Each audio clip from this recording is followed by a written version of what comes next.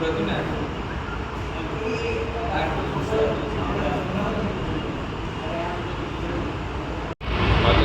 Nation of ઓર્ગેનાઇઝેશનના માધ્યમથી વિશ્વની સૌથી મોટી એક સંસ્થા છે, એના માધ્યમથી આપણને આ દિવસ આપવામાં આવ્યો છે. આપણે આપણા સમાજના, સમસ્ત આદિવાસી સમાજના આપણે મિત્રો બધા ભેગા થયા અને વિશ્વ આદિવાસી દિવસ વિશે થોડી ઘણી ચર્ચા કરીએ. એક નાનકડું ગ્રુપ આપણી જોડે અહીંયા આવશે અને એમનું આદિવાસી ડાન્સ છે એ કરવાના છે. એ પહેલા આપણે